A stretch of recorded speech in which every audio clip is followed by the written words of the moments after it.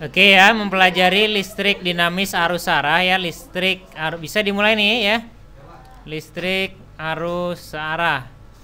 Arus searah. DC ya. Oke. Ya. Oke ya. Apa yang pertama adalah pengertian tentang kuat arus listrik ya. Kuat arus ya, biasanya kalian lambangkan dengan huruf I gitu kan. Nah, kuat arus listrik itu menyatakan banyaknya muatan yang mengalir, dilambangkan dengan Q, masih ingat kan? Terhadap waktu atau muatan persatuan waktu, kan itu yang kalian pelajari waktu SMP kan? I-nya sama dengan Q per T. Ya udah SMA kelas 3 saya tambahin ini kan, ngerti lah ya. dq dt, banyaknya muatan yang mengalir persatuan waktu ya. Muatan dalam satuan kulom, T dalam sekon, I itu dalam satuan kulom per sekon, atau yang sering kita sebut dengan nama satuan ampere ya, ampere. Nah, kalau dipanjangin itu nulisnya ampere begini, hurufnya kecil semua. Kalau mau disingkat itu dengan huruf A besar. Gitu ya. Oke, itu kuat arus listrik ya.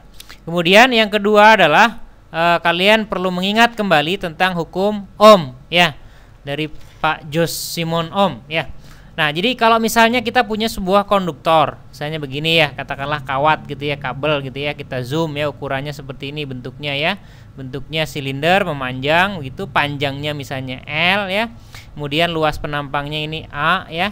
Nah, kemudian kita hubungkan dengan sumber tegangan, bahasa sehari-harinya baterai ya. Nah, kita hubungkan dengan baterai ya. Ini kutub panjangnya adalah kutub positif, kutub pendeknya kutub negatif. Punya beda potensial V, tegangan V ya. Nah, kalau nih konduktor ini dihubungkan dengan sumber tegangan V, maka nanti akan mengalir arus kan ya. Arusnya I, dan kata Pak Ohm ya, kata Mr. Ohm itu. Nah, si I-nya atau V-nya, V ujung-ujung tegangan itu, ujung-ujung konduktor ini itu sebanding dengan kuat arus yang mengalir ya. Sebanding dengan I, artinya sebanding itu begini, kalau V-nya saya buat 2 kali lipat, maka I-nya 2 kali lipat juga. Kalau V-nya saya buat 3 kali lipat, ya I-nya 3 kali lipat juga. Kalau V-nya saya buat setengahnya, ya I-nya jadi setengahnya juga. Nah, maka kita bisa tulis V-nya berarti sama dengan sebuah konstanta dikali dengan I ya. Konstantanya itu yang kita sebut dengan lambangnya R, namanya resistansi ya. Besaran yang namanya resistansi, atau kalian bilang namanya hambatan kan gitu.